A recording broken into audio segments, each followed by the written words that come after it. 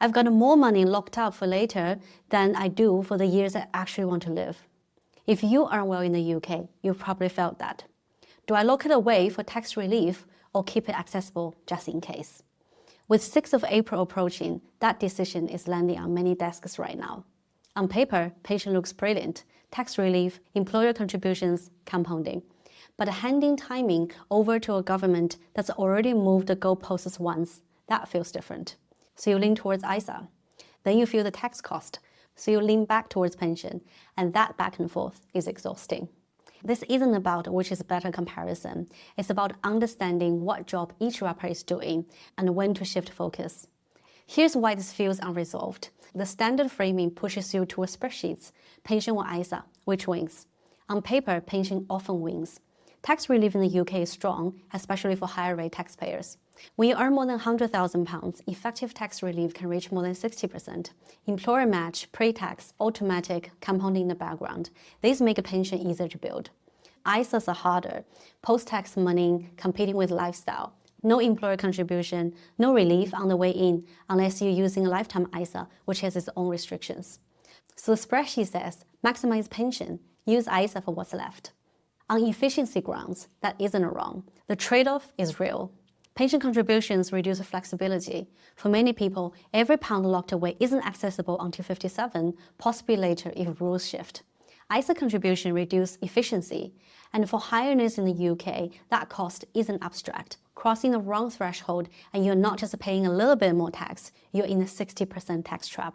You lose your personal allowance, you can lose childcare benefit. The physical drag is real, and it hits hardest on the exact income range where people are trying to move forward.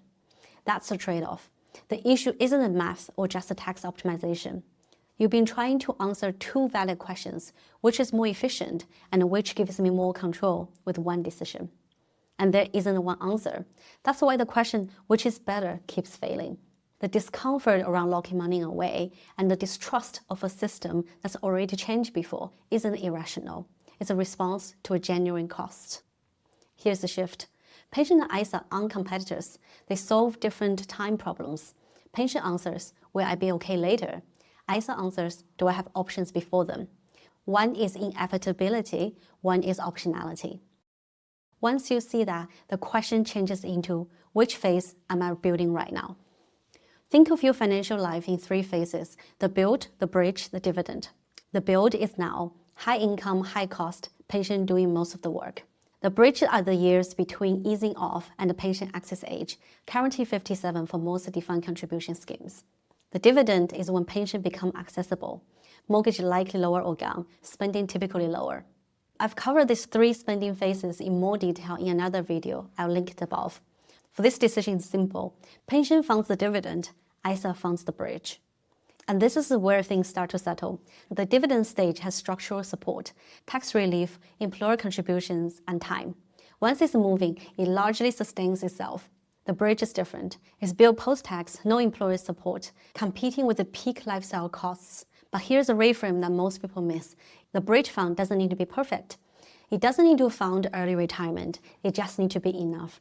Enough to create choices, enough to reduce dependency, enough to respond rather than endure. That distinction matters. So the way I like to think about it is that the question isn't whether you can build both perfectly. It's whether the dividend stage is on track and whether you are building enough bridge to have a real choice before the full dividend stage arrives. So how do you know when the dividend is on track? Pensions have time on their side. They have decades to compound, and it's easy to miss this. There's a point where the pot you already built, invested globally for the long term, can compound into the target amount without you adding another pound.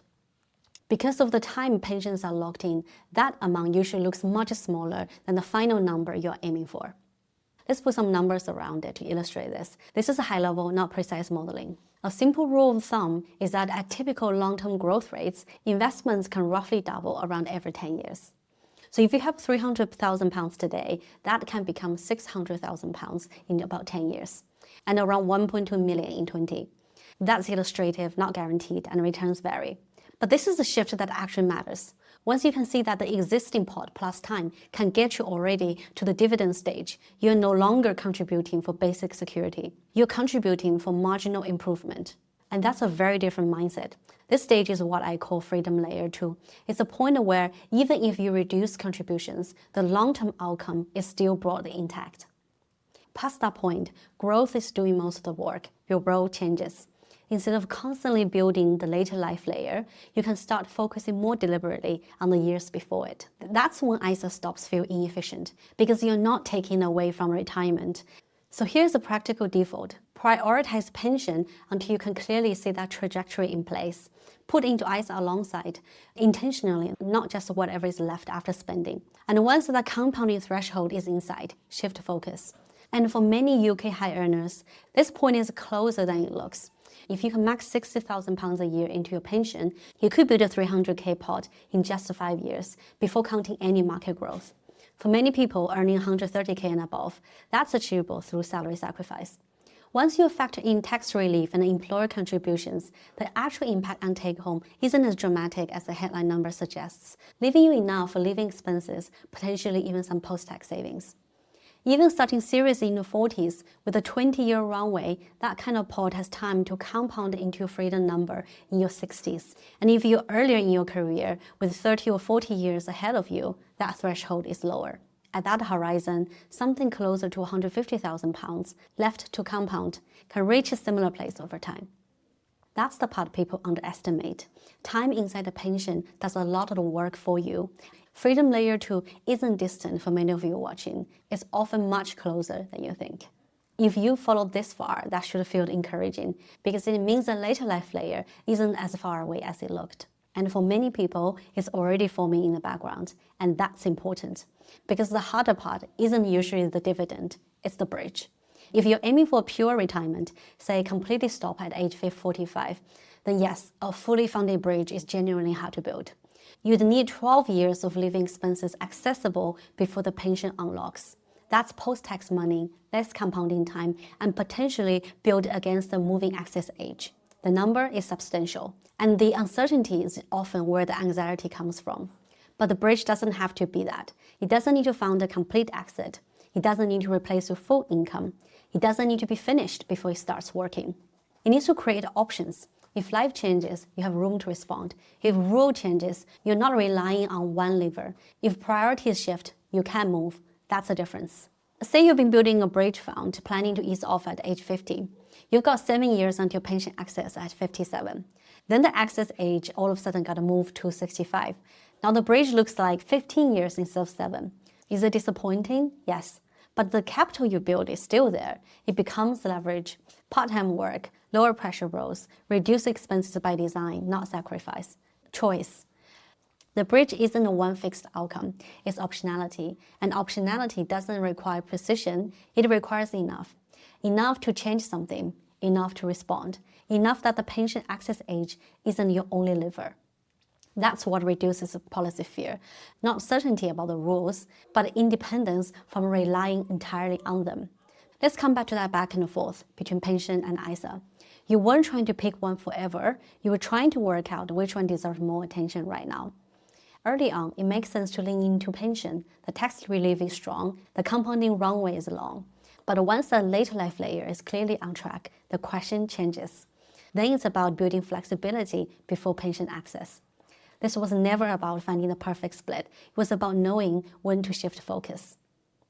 For me, money was never about endlessly polishing a spreadsheet. It's a way to buy back choice, time, and freedom in the years you're actually living. If that way of thinking resonates, subscribe. There's more of it on this channel here. If you're deciding how much to lock away before 6th of April, don't guess the ratio. Diagnose the gap. The allocation diagnostic is built for exactly this decision. And if you're not yet clear where your 3 phases stand, the Freedom Number Guide is a free starting point. You were never choosing between pension and ISA, you were choosing when. Links are below. I'll see you in my next video.